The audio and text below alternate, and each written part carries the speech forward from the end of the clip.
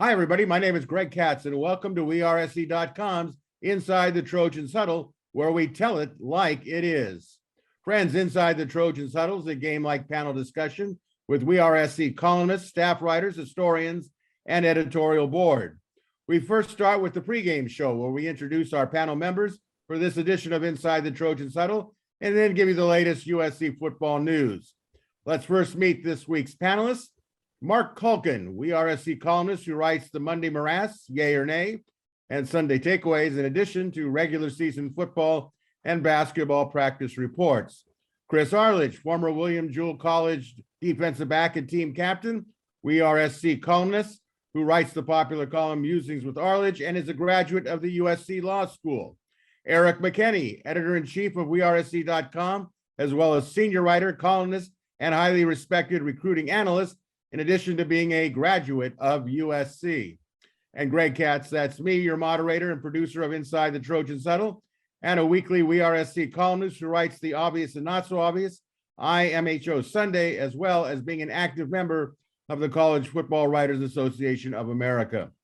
Before we kick off this edition of Inside the Trojans Huddle, here's the latest USC football news as of Monday afternoon's taping. The Trojans received good offensive line recruiting news on Monday morning when three-star recruit Amos Talalele switched his commitment from Cal to the Trojans. Talalele, 6'4", 230 pounds, can also play defense if needed. Talalele is considered the number 19 overall prospect in the state of California and the third top 20 California recruit to commit to Troy thus far in this class. Talalele's Monday commitment comes on the heels of last week's class of 2023 offensive line commit Tobias Raymond of Ventura High in Ventura, California. Raymond, a 6'7", 250-pounder. Raymond has also had offers from Cal, Arizona, Oregon State, and Washington State of the Pac-12, and Fresno State from the Mountain West Conference. And last week, the Trojans also received a class of 2023 commitment from three-star defensive end Grant Buckey, a 6'5", 265-pounder from Bakersfield, California, Liberty High. Buckey, who was also offered by Stanford, UCLA, Cal, is the son of former Stanford offensive line star Jeff Buckey, who played in the NFL for 4 seasons with the Miami Dolphins. And speaking of other recruiting news, this past weekend brought to campus a mega group of highly ranked high school players. Some say the largest collection of big-time recruits on one weekend at Troy in decades. All part of the class of 2023 effort. Already committed players included quarterback Malachi Nelson, wide receivers Makai Lemon, as well as Zachariah Branch, cornerback Braxton Myers, and running back Quentin Joyner. And a major highlight of the, or we should actually say highlights of the huge recruiting weekend, was a Friday night luau party, complete with Polynesian dancers at the Palos Verdes Estates, home of head coach Lincoln Riley, and a Saturday Santa Monica beach party. The recruiting weekend ended up with a Sunday breakfast at the formerly named Staples Center. Many of the large contingent of elite blue chippers were accompanied by their family members as well. And this past Saturday evening, Salute to Troy returned to the USC campus on Cromwell Field, and those that were invited were able to partake in an all-you-can-eat buffet, a program that included the introduction of the 2022 Trojans, recognition of the 1972 National Championship Trojans, and the 1997 USC team, along with entertainment from the USC marching band, USC Song Girls, and fireworks grand finale. And an interesting development, it was learned on Saturday's Salute to Troy that the retired number 3 jersey of former Trojans Heisman Trophy winning quarterback Carson Palmer has been unretired and going to be in play this year, going to wide receiver transfer Jordan Addison, the 2021 Biletnikoff Award winner. Addison was wearing the number 3 jersey at Salute to Troy, and it should be noted that was the last number he wore at the University of Pittsburgh before his transfer. More discussion on this topic in the second quarter of Inside the Trojans Huddle. And finally, friends, WeAreSC's Inside the Trojans Huddle greatly appreciates your viewer and listenership, and we encourage those of you watching on sites like YouTube to click on the red subscriber button, as well as the like button. It's greatly appreciated, valued, and it is free. All right, it's time for the opening kickoff and our first topic. Panel, last week, the Trojans finally got an offensive line recruit commit for the class of 2023 when Tobias Raymond from Ventura, California, seemingly came out of nowhere on Monday. The Trojans also got a commitment from three-star two-way lineman Amos Talele, who in reality could end up on defense. So, are you at all concerned over the Trojans class of 223 getting an unranked offensive lineman and a three-star commit who may end up on defense? Or should there be optimism after the reports of a highly successful recruiting weekend that involved higher-ranked offensive line targets like five-star Francis Mauigoa of IMG Academy in Bradenton, Florida, and four-star Lucas Simmons of Clearwater Academy International in Clearwater, Florida? All right, we'll start off as we always do with Marc Kulkin. Marc, are you concerned at all where we are at this stage of offensive line recruiting? At this stage, no. There's a lot of excitement that came out for this recruiting weekend. And, you know, it's funny. Everybody's all jacked up and Lincoln Riley's doing a great job recruiting, and you'll have a hard time finding anybody disagreeing with that. But it's the same story. You know, USC is still bringing in the three-star, the undervalued, maybe under recruited guy. And last year, the year before, this was unacceptable. But because you have, you know, Lincoln Riley as the head coach, I think people are willing to accept it. There's another factor involved here. Recruiting offensive linemen and asking them to come in and participate and make an impact right away, you know, it's not something you want. And with the transfer portal, you don't even need to consider that anymore. So sure, why not? If you bring in a guy like a, you know, three-star who might be undervalued, you got a year or two to develop him. Doesn't work out here, you can go pull a Bobby Haskins out of the transfer portal if you need to fill some holes. You would love to build your offensive line through recruiting. Everybody knows that, everybody wants that. But I think there's too many dynamics available right now. So is there any concern? No. You mentioned Francis Mauigoa, Simmons. USC made an impression. Whether or not they're going to get these guys, we'll find out. But no, there's no concern right now. Again, just because the recruiting's changed with the transfer portal, and they're going to have more time to, you know, keep building on these relationships that they've got going. All right, Chris Arledge, your assessment, please. Yeah, I'm not worried yet. I think it's too early to be. I don't see any indication that USC is taking backup plans out of desperation at this point. They still have virtually all of their big time offensive line targets in play. So if they think the kid can play, then I'm going to assume he can play. And keep in mind, it's hard to predict offensive linemen coming out of high school, a lot harder than some other positions. It's not hard to see that Zachariah Branch is going to be a superstar at the college level, because at wide receiver, you can see that skill set and you know the guy's going to be great. And even at wide receiver, you have guys slip through the cracks a little bit. Jordan Addison wasn't a five-star. It turns out he probably should have been. But at wide receiver, you can predict. I think at running back, you can predict. Offensive line is a little more difficult. If they think that, it's a position where frequently you have tight ends bulk up and move to tackle, and they turn out to be great. I don't have any reason to believe that the current coaching staff can't identify good talent. I think they need at least a few years before we assume that because somebody is undervalued by the recruiting services that the coach has made a mistake. So no, I'm not worried about it. I think it's probably going to be just fine, but it will be nice if some of those big time targets commit soon. Then we don't have to worry about this sort of thing at all, knowing that quarterbacks and wide receivers and defensive backs are going to be low hanging fruit for this staff. So we'll see. All right, Erik McKinney, you spent time at ESPN as their West Coast recruiting expert analyst. Good to have you back on the show. What do you think from your recruiting chair? Yeah, you can't really pick when guys are going to commit. So if you like a guy and you offer and he says, I want to commit now, and you like him that much, you take him. A guy like Francis Mauigoa, he's in the middle of taking all these trips right now. He will ultimately make a decision, but not a surprise that he's not going to just rush into it and get an offer, take a visit and commit right away. So that's one of those timeline things where, yeah, on signing day, after signing day, then you kind of look back and see, how did this class come together? Who's here in the end?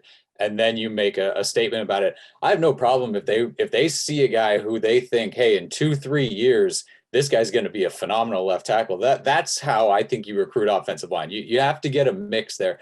You have to go get those 5-star guys, and we mentioned them in Francis Mainoa and Lucas Simmons. Micah Benuelos is another guy who was on this trip, who I think is a phenomenal interior offensive lineman, potentially a center when he gets to that next level. So there are still guys in play where you can end up with an offensive line class that is phenomenal, and also have a couple pieces where, hey, these are intriguing guys as we go forward. That 2020 offensive line class that USC signed kind of gets crushed for just being a bunch of bodies that got thrown in there. But there are some guys that are going to start and are developing. Andrew Milek might be, center of the future at USC, and you've got Jonah Monheim who's played and Cortland Ford who's played. So if you end up with 3 multiple year starters in an offensive line class like that, I think you've done pretty well. This class is going to be better than that from everything we've seen. But you've got another guy, Nalani Noah, who was here on a visit, not a highly ranked guy, but a guy that clearly USC believes can play and develop into a really good offensive lineman. So like they both said, and I think Mark especially, you can get those pieces now and, it didn't work out. We've got a hole. Let's go get a 3-year starter and a veteran at another program, bring them over for a year, plug that hole and kind of do that. And USC has shown that they can go do that in the transfer portal. They can find guys and you can really piece offensive lines together and roll the dice maybe on a guy that you like. Maybe recruiting services don't as much or other programs, but hey, this guy fits our system and we think he can be pretty good. So until those big name guys commit elsewhere and you see another trend of, USC is striking out on offensive linemen throughout the class, no worry at this point. And I kind of like how it's building right now when these guys are ready, when they've seen enough and they're ready to commit. Well, I think you all three made very good points. In my lifetime of going down to SC and watching practices, very few offensive linemen that I think could step right in. One of them was Brad Buddy, by far. He was a man when he came to USC. He was putting guys on their back that were juniors and seniors. And I remember the trainer, I think it was Jack Ward, turned to me and said, I don't think I've seen a lineman come here and do that since I've been employed here, a freshman. He was just an animal. Some of the others, Don Mosbar was another one who was really tough coming out of high school, the real deal. And Tony Baselli also was. But by and large, you do have to wait 2 years. In the old days, you'd redshirt them, of course. I think the fact that Lincoln Riley is the coach and he's getting players on campus, take the example of this last recruiting weekend. I don't know whether Francis Mauigoa or Simmons would have even visited. Just the fact that he's getting him on campus. And of course, as we all have already stated, most of our listeners and viewers who follow USC football know, they pulled out all the stops for this recruit. The stuff they did, many of you saw the video on it on wearesc.com. It was big time. A lot of money was spent for recruiting, and it really showed like they really got all their ducks in a row. In terms of the bottom line to all this, to me, it all still gets back to signing a player. No matter what you do and no matter how they're on campus, okay, did we sign him or did we not sign him? I'm really looking at Mauigoa and see where he goes. I'm seeing now, I think it was on 3. They're saying that Tennessee is a real strong option for him along with USC. I don't quite understand what the lure of Tennessee is other than the quarterback from Southern California, Nico. How do you pronounce his last name, Eric? Yeah, Nico Iamaleava. See, and that's why I asked you. He's got connections everywhere. That's a guy that people will follow. That Malachi coming to USC, guys are going to follow him. Zachariah Branch is a guy. You've got a 10, 12 players in every class where they can bring guys with them, and that's part of the allure to Tennessee. And that's his brother from another mother too. So you got that going. Well, there you go. And Rocky Top's kind of a cool song too, Greg. Don't forget about that. And they have that checkerboard. I have to agree with you on this. I'd rather not, but I have to because I agree with you. There's nothing and the checkerboard thing in the end zone. It's iconic. So I don't know. I can see why you'd choose Tennessee. And you can't finish 7th in the SEC at a lot of places. That's one of those where you can go do that. That's really a good point. And on that They're note, shooting for 5th or 6th, Eric. I think that's a cheap shot. woo, that'll make Dewey Warren happy. Of course, most of you don't even know who Dewey Warren was. Chris, do you know who Dewey Warren was? Never heard of him. He played Richmond in the 20s. Richmond Flowers. You don't remember that combination back in the late 60s for Tennessee? I didn't think you would. I missed All that. right. Was Johnny Majors I'm there? dating myself. Was Let's go to the Majors there second then? quarter. We begin the second quarter with this topic. Panel, are you aware the Trojans have unretired another retired jersey number when Carson Palmer's number 3 was taken out of the retired category and was rewarded to heralded wide receiver Jordan Addison? Your thoughts on jerseys that have been retired being unretired for active players? Eric, are you all in on this? 3, 5, 11, 12, 20, 32, 33. That's it. They're done. Can't wear them anymore. For me, it's as easy as that. It's not even asking, can we do it? For me, that's just it's a non-starter. If you're going to play at USC, you wear a different number. I don't have an issue if a guy comes in and someone is wearing that, a freshman's wearing that, or a sophomore, and it's like, hey, we got to figure out how to bump this number off you and give it to somebody else. The retired ones, that's it. You retired them. The guy who wore that jersey did enough to be the last guy to wear that jersey. That's what I think. And I'm going to have a blast watching Jordan Addison in a USC uniform and covering him and all of that. So no slight to him. If they're going to do it, absolutely, then do it. But if I'm making the decision, no, once they're done, they're done. Wow.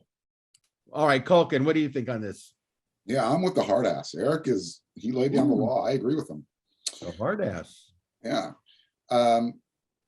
I don't think that's a bad word. I mean, No, it's no. That was No, compared to what some of the other not things like said some on of this not show. like some of what you say. Exactly. Right on, Chris. no, I agree with Eric. When you retire a number, it means it's retired. Now, I think Mike Bone made a point of saying, we got Carson Palmer's authorization to make this happen. They did. I'm just going to kind of throw this out there anecdotally.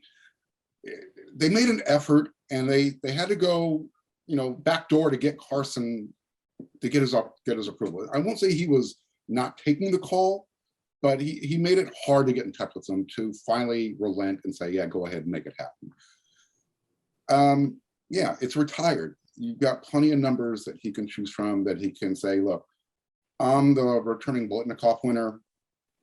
Number 4, give me your number. I'll give you, some of my NIL swag. I think that's where you have to stand with it. I mean, we hold number 55 up in high regard. They just, they haven't used that number in a while. Let's not use the retired numbers more loosely than we use a number that's actually still available to be used, like a number 55. All right. Well, I'm really interested to see what Chris is going to say on this one. So let us know. I don't think either one of these guys know what they're talking about. First of all, I think he should wear 13. I think we need another 13 on the roster. There are currently only 3 of them. How about a special teams 13? Would that be okay? You got an I think that would be great. So I would choose 13 if I were him. It's very close to 3. But look, I'm thrilled to death that Carson said yes to this. I don't think the number should have been retired in the first place. I don't think it makes any sense. You think about it, if USC retires 55, and I know none of the 55s won the Heisman, but if USC retires 55 before or after, say after Junior Seau Warren, you don't have Willie McGinnis, you don't have the tradition we have at that number because you cut it off. USC football's not better off; it's worse off. It doesn't make any sense.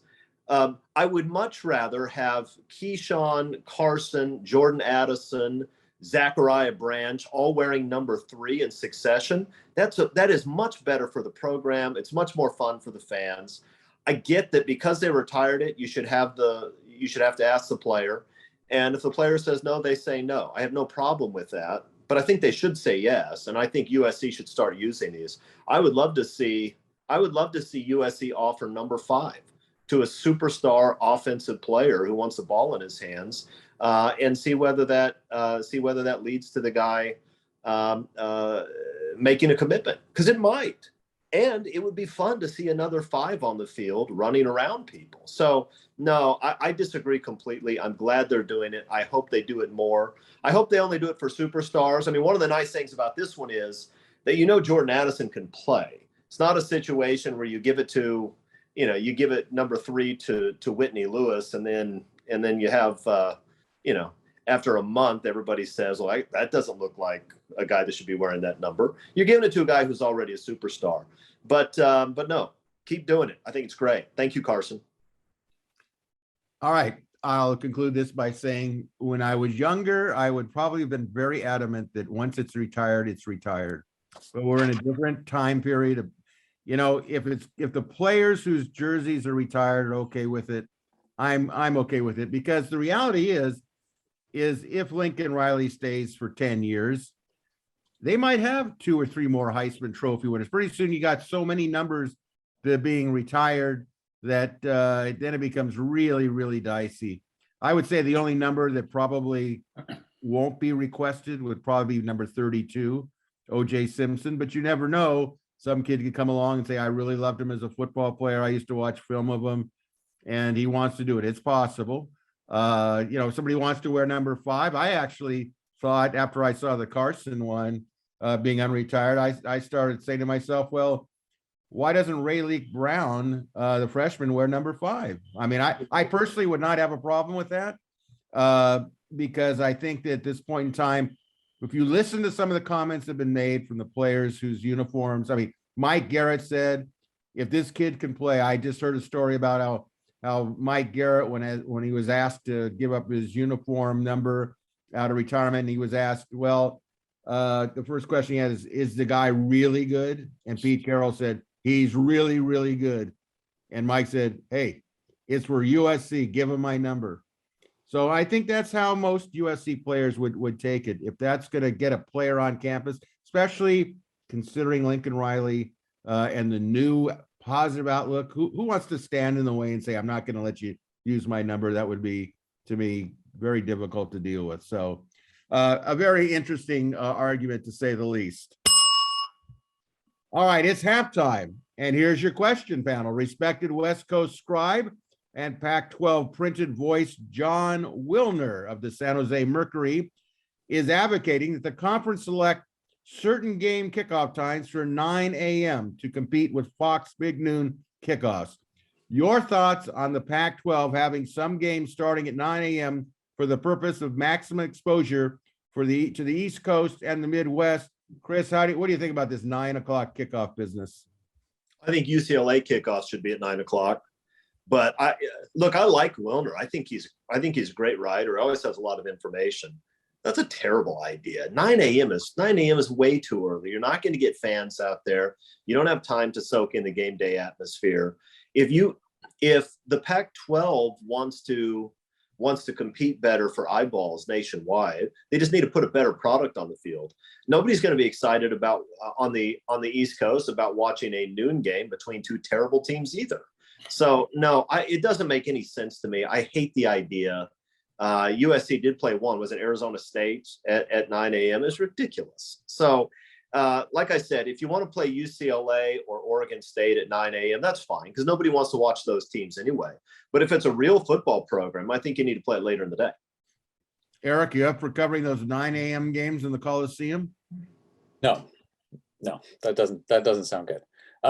Yeah, I mean, what Chris said, right? Like I'm fine if you want Arizona to play Colorado at 9 a.m., but then what product are you showing, to the country? If you're going to play a 9 a.m. game and put something up there, it's got to be USC Oregon, something like that. And again, you're going to miss out on everything that kind of makes college football great, all the lead up to it and making it kind of the whole day. It feels like that decision would be the Pac-12 kind of figuring out, like, oh, how can we, say, excuse me, and get in here. And it's like, no, just get 6 really good teams, 2 elite teams, and go play at your normal times and make people watch you instead of watching LSU Arkansas or whatever game they're going to be going up against. So I get the idea of moving it around. And again, as long as it's not SC playing at 9 a.m., I would probably watch Oregon State play Washington State at that point if nothing else is on. But that drive to like own that time slot, I don't see. Again, and like Chris said, John Willer, he's not just throwing stuff out, right? This is coming from somewhere, and this idea is not just something that he came up with. So it may ultimately be something that everybody kind of has to get on board with and be okay with. But I do think you lose kind of a lot of what makes going to a game special, and you're doing it specifically for TV, which again, that's kind of in the landscape, growing landscape for a while now. Well, I know that Marc Kulkin would love to be in that Coliseum press box at 7 a.m. Right, Mark? Sure. So let me ask you something. Was Wilner advocating for Pac-12 conference games to be shown at 9 a.m. or Pac-12 conference teams to be involved with 9 a.m. games? Because that's a different narrative. Because if we're talking about USC eventually being part of a new conference and playing Ohio State in Columbus, Ohio, which is noon, Columbus, and 9 a.m. in LA, let's do it. I'm all for it. If it's USC playing Arizona State during a pandemic year where the fans aren't allowed at 9 a.m. at the Coliseum, I'll meet you there at 7 a.m. Other than that, hell no. Period. I got nothing else to add to that. Did Pete Carroll teams have to play at 9 a.m. to get people to watch them? I don't remember exactly, but I suspect the answer is no. Yeah, it's a non-starter. It's again, if it's Pac-12 versus Pac-12, I got the round file right here. It's not going to work. Even Washington State versus Oregon State, that doesn't even fill my tailgating stomach. Maybe it does for Eric. I would assume he'd rather spend time with his kids at softball or baseball. Eric hates spending time with his kids, so that's different. That's why I'm here. I'll tell you what, Mark, if you send a Pac-12 team out to the East Coast to play a 9 a.m. Pacific time game, I'm taking the home team every time. That happened to Cal a few years ago. Remember, Cal went out a few years ago and didn't wake up until halftime. I think Maryland, right? That is a rough proposition for them unless they can go travel on Monday and spend the week out there. But I think at least from a TV perspective, that's a more viable product that we're out there. That's the only point I'm making. Absolutely. From there, I'm firmly no. Well, I respect John Wilner. I think he's a wonderful writer, columnist, and obviously a great information source. However, I think that's the most idiotic thing in the world to have a 9 a.m. kickoff. And I'm looking at it from a fan's perspective. I can't even begin to imagine a kickoff in the Coliseum at 9 o'clock in the morning, especially in Southern California, which is really a horizontal community. And somebody's going to say, okay, set the alarm for 2, set the alarm for 3. We got to be on the freeway at 5. I mean, to me, I tell you what, I think that Lincoln Riley's a big draw, and they might sit there and say, we could get some big audiences when that name Lincoln Riley shows up with USC, but I think it's so unfair to the fans. Look, I agree. If it's Arizona State at Colorado at 9, hey, wake me up at 10:30 and I'll see the second half. But I will tell you that I would probably say, Erik McKinney, I will not be at the game. I will be lucky if I haul out of bed by 9 o'clock. So you're just stumbling home from the clubs at 9 a.m., Greg. That's the problem. Right. That's called club bedroom for me. All right. Well, I think we all can say that the 9 a.m. game is a non-starter. So before we start the second half, a reminder that you're watching or listening to WeRSC.com's Inside the Trojans Huddle. This week's WeRSC panelists include Marc Kulkin, Chris Arledge, Erik McKinney, and I'm Greg Katz. We also encourage you to check out WeRSC.com's website, part of the On3 network, and become a subscriber to the best coverage of USC football and Trojans athletics. And as a reminder, WeRSC is currently offering a WeRSC.com 7-day free trial, which includes monthly and yearly payment options to view our exclusive On3 content, which includes breaking stories, analysis, and data for USC football, basketball, and the balance of USC athletics. So let's get into the third quarter. Panel, as we look today at the Coliseum after renovations were completed prior to the 2019 season, what would you now change, modify, or do differently? Or are you just happy that the way things look the way they are? Mark, what do you think? Any changes in your mind? If it was physically possible, and I have zero expertise in architecture, bringing the peristyle in closer into the field. I would love to get rid of the black wrought iron fence that's surrounding the Coliseum grounds, so people can actually start tailgating on the grass again, make it more fan friendly, I guess, so to speak. I don't know, it's nice. Maybe raise the field. There's not a whole lot more you can really do to it. I think to make it a little bit more intimate though, because they did reduce capacity, if there was a way to bring the peristyle in closer in, I think that would have really put a bow on it. All righty.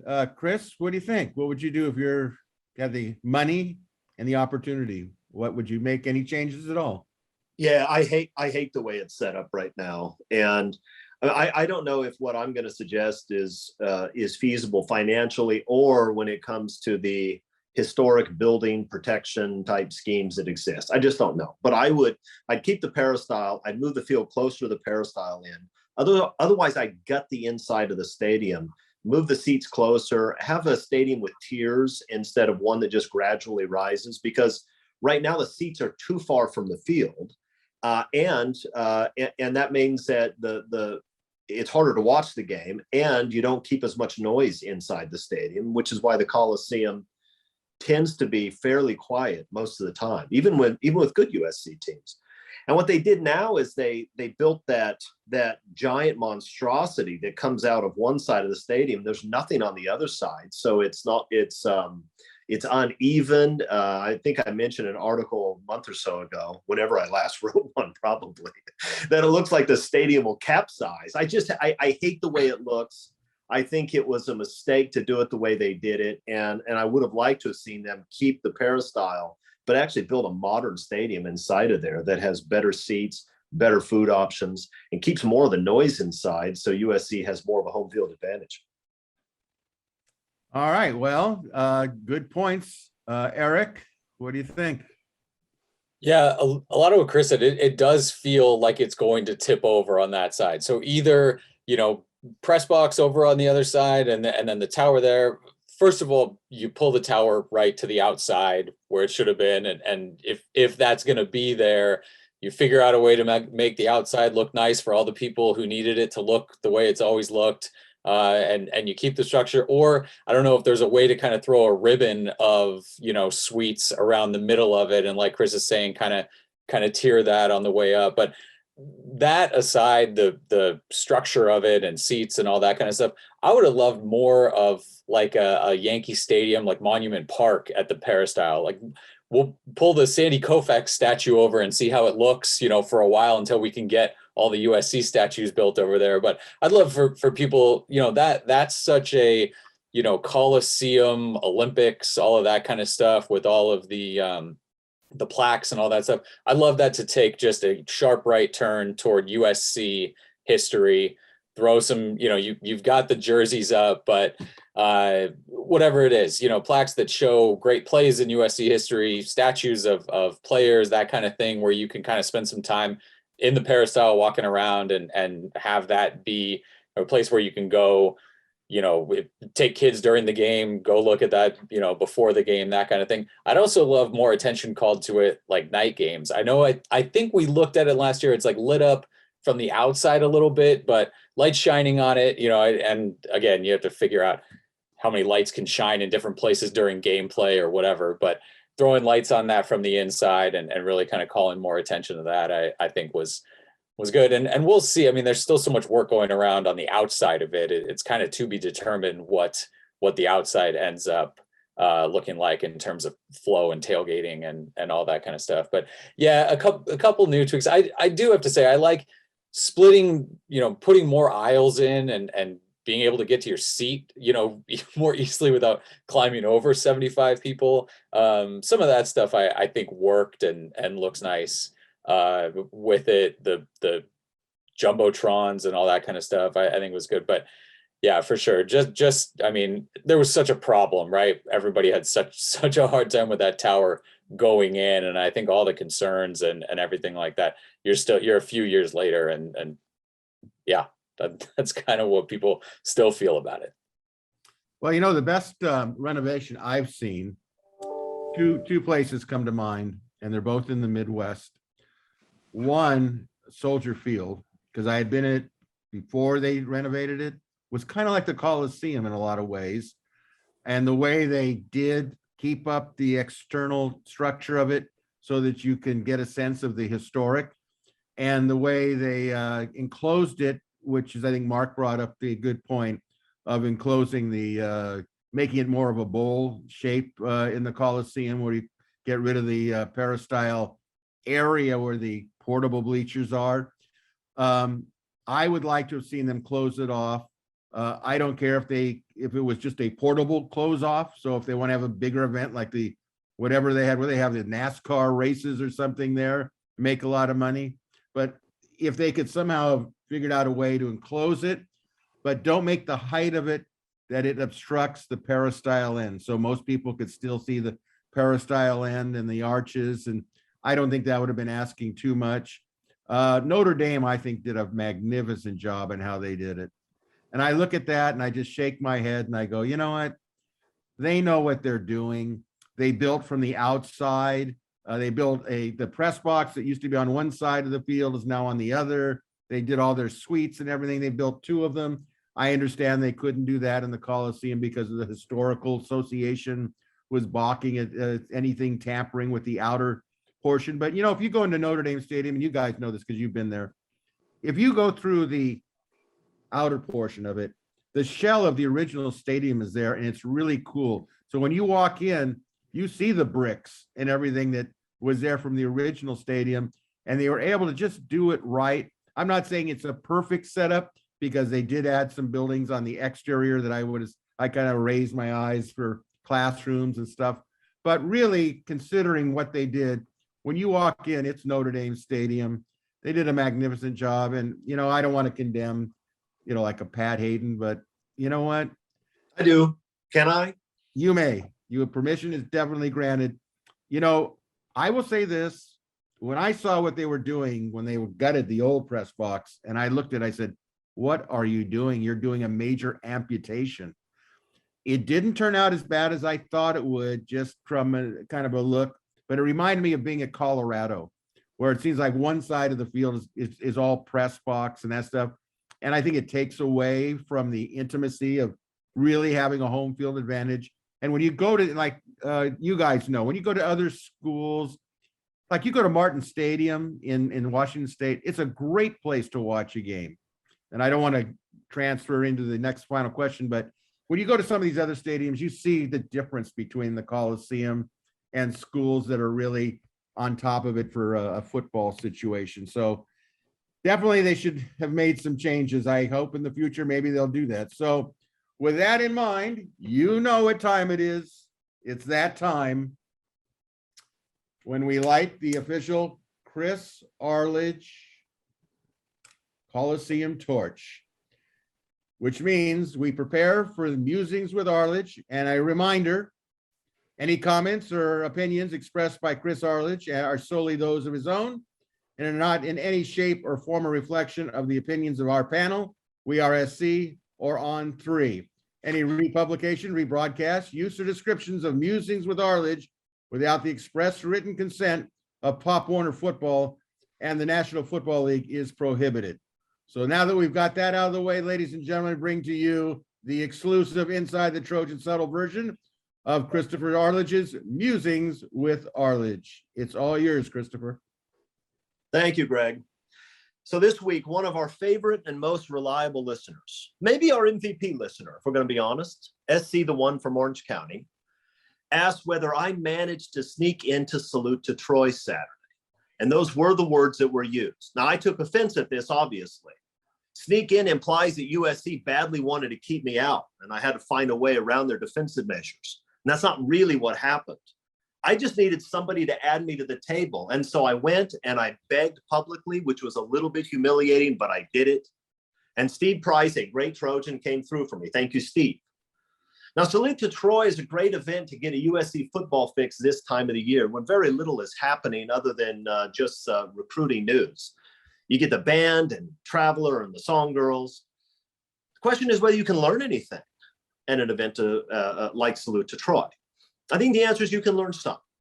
You can learn, as I did, that Travis Dye is surprisingly small, just not a big kid at all. He's a heck of a running back. He's also a really nice and respectful guy. He was patiently greeting and taking pictures with every fan who wanted to, and there were a bunch. You can learn that there's an energy and excitement with a fan base, which you probably already guessed. You can learn that USC is trying to get back that 7th Heisman and thinks that they will. You can also learn a little bit about the USC coaches think. All of them talked about how excited they were to be at USC and how they wanted to be here because they believe this program can be like no other in college football. They say that they're going to get the best talent in the country. Now, listen, let's be honest. You have to be careful about taking coaches' statements at face value because it is well established. Coaches lie. It's what they do. It's not even their fault. It's just part of the job, like being a politician or maybe a prostitute. Most likely, as we speak, Marcus Freeman at Notre Dame is trying to convince some poor kid from Florida that winters in Indiana, they're really not all that bad. People make too big a deal of that. The snow is beautiful, he might say. And it is. Still, the winters really are, in fact, that bad, especially if you're from Florida. If you go to Notre Dame, for 3 to 4 months out of the year, as soon as you step outside, every water molecule in your face will freeze instantaneously. No, ladies, not freeze like Botox freezes your face. Don't think you found an answer to your problems. Your face will freeze with a look of horror and pain. And it doesn't matter how many times you've been outside in the winter, it's going to happen again every single time. Well, some people will argue, many of them at Notre Dame, that it does no permanent damage, that your face will in fact return to its normal, beautiful state once it gets warm again. And maybe. But I've been on that Notre Dame campus many times. I've seen the results of near constant exposure to that weather, and I'm not at all convinced that the winter doesn't permanently damage a face. In fact, from what I've seen, it appears that it might. In any event, Marcus Freeman has a job to do, and he needs to overcome all this. And so that's what he will attempt to do, and it will work with some recruits. Look, USC isn't for everybody. Some people will choose to go somewhere else, maybe even Notre Dame. They might see it as a better fit. Some people might not like sunshine or attractive women. Maybe they don't want to have fun and interesting things to do. Maybe they agree that the snow is pretty. They don't care that driving in the snow is dangerous and awful, or that you have to risk the loss of a hand to scrape ice off the windshield before you start. Maybe they don't care about any of this because they realize that if you live in South Bend, Indiana, there's nowhere to go anyway, and therefore no reason to drive. So you do what everybody else there does. You stay inside, try to drink the depression away, and ask yourself if you finally have the guts to press send on that transfer portal email that you drafted 5 weeks ago. Again, coaches are salesmen. They're trying to sell their product. Dan Lanning right now is trying to convince some poor high school kid that he should turn down that full ride scholarship to Stanford and instead get his education at the University of Oregon. Can you imagine having that job? But that's his job. You can't really make that sales pitch without at least a little bit of deception. Now, I don't mean by this that you can't get an education at Oregon or that you'll get a better one at Stanford. Who knows, really? Most universities stopped trying to educate students many years ago. And we know that Will Hunting didn't go to college and it worked okay for him. It's not really about education. And by the way, I also know this is something of a detour. Don't worry, ladies and gentlemen. I know last week I got far too serious and people weren't happy about that. It was like when Bob Dylan first walked out playing an electric guitar and his fans had a meltdown. I'm not going to get all that serious right now, okay? But when we talk recruiting, we talk a lot about quality of education. At least USC fans do, as do fans at Stanford, UCLA, Notre Dame, and other schools that have high academic reputations. And that's fair, but let's be honest about what we're talking about. We're not really talking about what you'll learn in college. You can learn something at the University of Oregon if you were so inclined, though admittedly, most of their students are not. You could, for example, read Aristotle there if you wanted. You might even find a professor that's also read it and can help you understand it. And it's possible you can go to Stanford and not pick up much of anything, I suppose. But the connections you'd make at Stanford as opposed to Oregon are worth a lifetime of opportunities. Most of these kids don't think about that. They plan to play in the NFL. And of course, even if you do, very, very few people who play in the NFL are set up financially from that. But if you're a college coach, what are you going to do? No, you don't need that Stanford degree and Stanford connection, son. No, you don't need the network of connections that come with the USC degree. Haven't you looked at US News and World Report? We have all kinds of high-ranking academic programs here in Eugene. In fact, our marijuana cultivation department is ranked 8th in the country. And don't forget, we have way more uniforms than USC, Stanford, UCLA, and Cal combined. Like I said, coaches lie. Now, the only reason I believe the USC coaches, when they talk about their desire to come to USC, is because these guys didn't have to leave or they were. This wasn't a Clay Helton situation. And for those who ask every week whether we can go an entire show without a Clay Helton mention, nope. I know he's gone. So's Abe Lincoln. Doesn't mean we have to stop writing books about him. When Clay Helton took the Georgia Southern job, he was talking about it like he just landed the Ohio State job. He talked about the tradition and how it was such an amazing opportunity. You just couldn't possibly say no. You'd never dream of saying no. And he said all this with a straight face, despite the fact that we all know Clay Helton could not have named even 2 players in the history of Georgia Southern football before he got a call from that AD. Again, coaches lie. But the USC coaches weren't desperate for work. Lincoln Riley had a good job. He could have taken the LSU job. He could have picked just about any open job in the country. He wanted USC.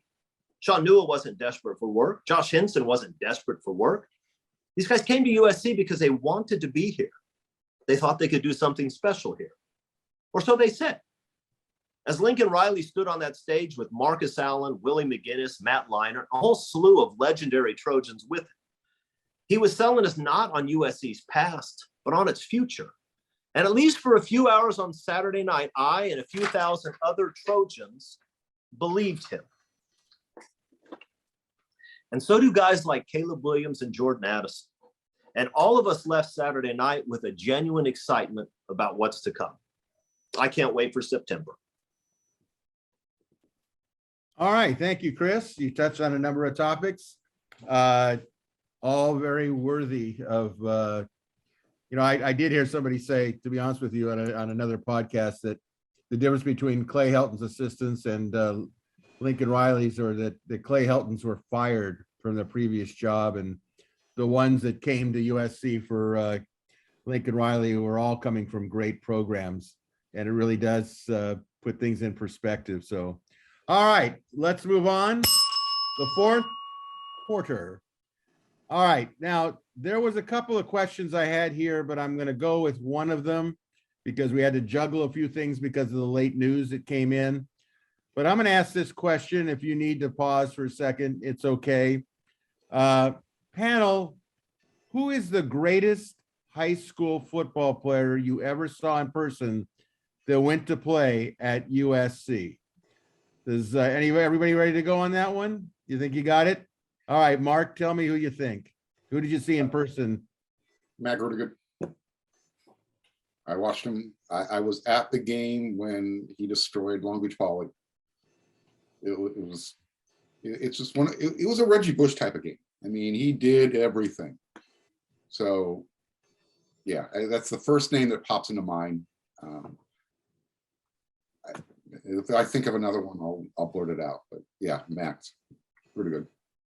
All right, Erik, who's the best that you saw in high school? And I know you've seen a lot of players because of the recruiting that went on to SC. Yeah, so I had one come into my head right away, and then I thought, no, I'm gonna think of one that is kind of off the radar and a guy you might not expect. And then I realized, no, I mean, I saw Reggie Bush play in high school. And so that I'm not going to be able to come up with anything other than that. The game I saw, so he went to high school in San Diego. I'm from San Diego. He was still playing. I graduated high school and he still had a couple years. And so I was back home And my old high school was playing Helix. And I told a buddy of mine, hey, I've heard about this running back at Helix. We should go watch him and check him out. And we pulled up to the game. I don't know, 3 minutes late, 2 minutes late, something like that. We got out of the car and started walking to the stadium just in time to hear the PA announcer announce an 80-yard touchdown run by Reggie Bush. And we got to see him the rest of the game, but that was kind of my first introduction to who he was, seeing him live, and saw him a couple more times. And, one of those guys that's just like, yep. Robert Woods, I think maybe would be a second guy for me. Just guys that were absolute no-brainers. This guy has a chance to just play 5 games in college and go on to the NFL. Just guys built for, success after high school. Just like George Farmer. All right. Same school. Who did you see live that went on to SC that you thought was quite a player? Kulkin already took my answer. Matt Grudegood was an unbelievable high school football player. Matt Grudegood was an unbelievable college football player. If Grudegood was 2 inches taller and 20 pounds heavier, he would have been all pro 10 times. I mean, nobody had a better football IQ, had more skill, was tougher. That guy was incredible. So he was my answer. I'll give a secondary answer since Marc already said it. I saw Sua Cravens in high school, and he was playing against the team that my old high school coach was coaching. And I asked him before the game. I went and saw him. I said, "What about this Sua Cravens kid?" And Coach Carozzo's answer was, "He is a one-man wave of destruction." And he was. He absolutely dominated the game to nobody's surprise. But he wasn't Grudegood. Grudegood was the man. Well, I will tell you, when I put this question to the paper, I said to myself, boy, am I going to date myself in a long way? And I started thinking of people like Hayden McKay at Bishop Vermont that I saw play, and they were unstoppable, unbelievable. Sam Cunningham, who I saw in high school at Santa Barbara in playoff games when Santa Barbara came down here. There was a player named Tom Fitzpatrick from Anaheim in the late 60s who was tremendous fullback, who got hurt and never was the same.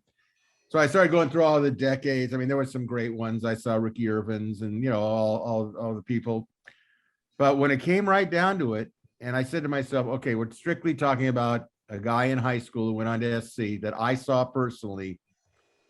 I have to agree with Mark and Chris, that Matt Grudegood was just unreal.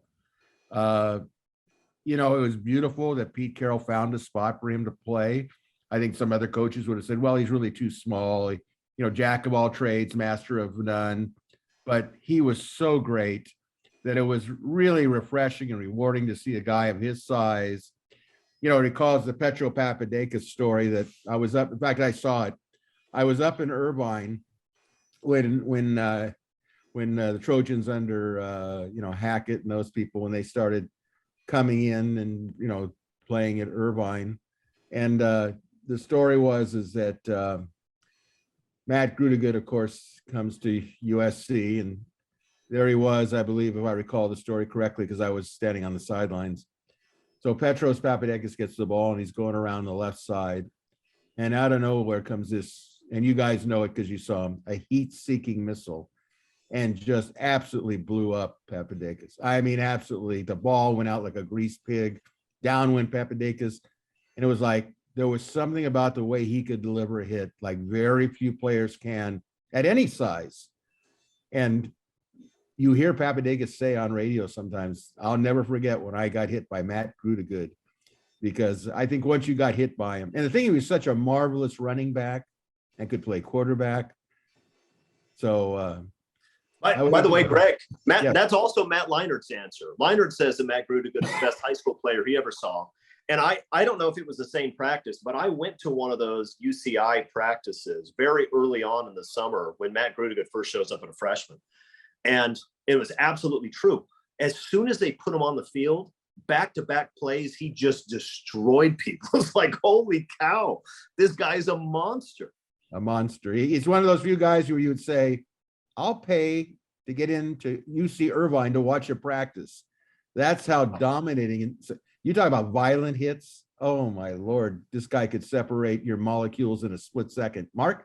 I was just going to say, as intelligent of a football player as he was, people talk about, the players who play with violence, like the Burficts of the world, or Justin Flo up at Oregon.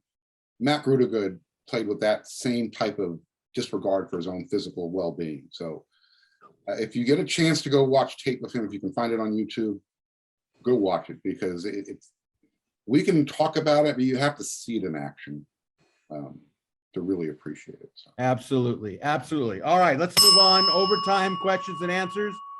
Panel, here we go. For all of you, this is a free-for-all format with our panel.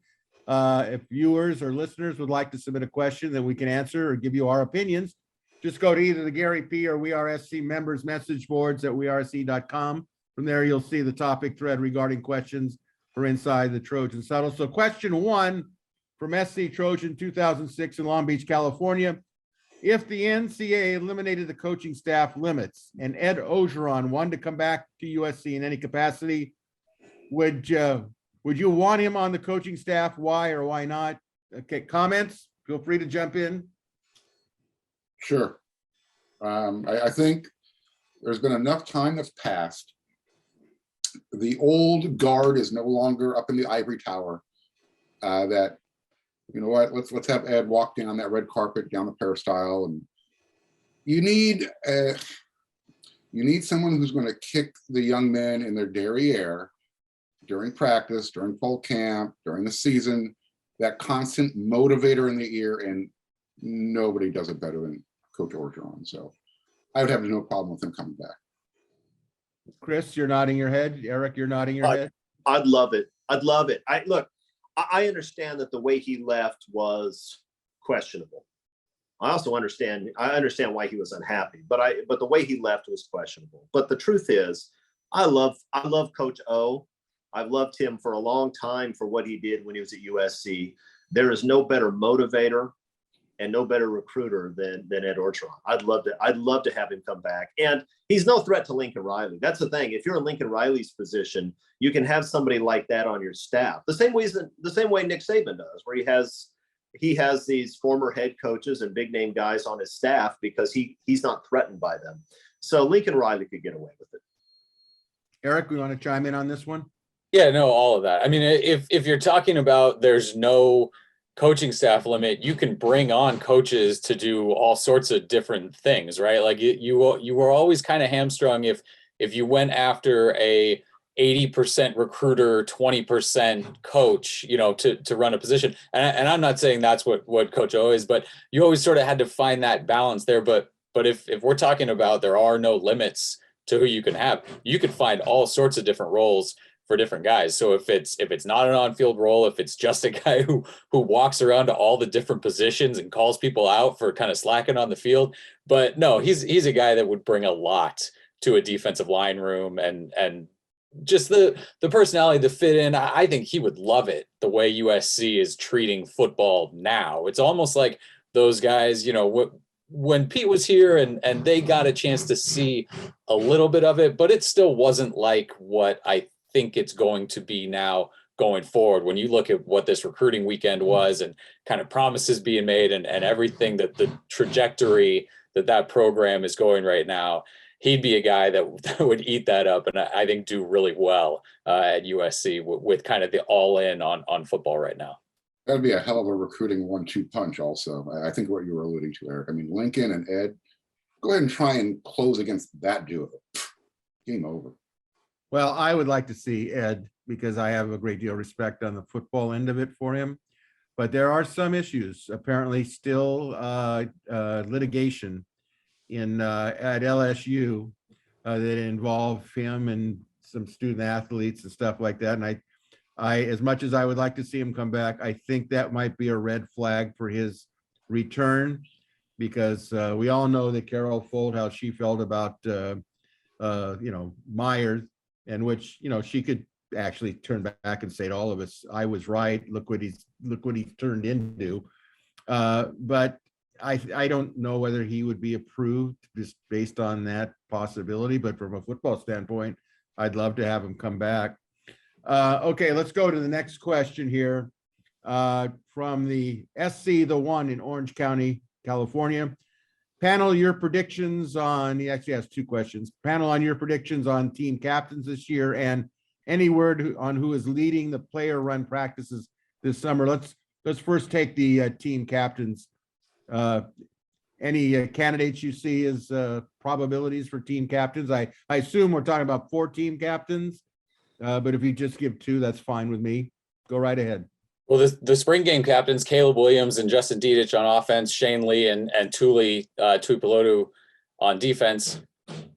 Yeah, that's fine. I mean, I can't imagine that any of those guys start slacking and letting up and changing their personality between now and then. If Justin Dedich, locks up that right guard spot and he's a starter, yeah, those are four of your most important guys, your leaders and guys that have already kind of shown during spring that they're worthy of being captains. So it doesn't have to be those 4, but I'll start there.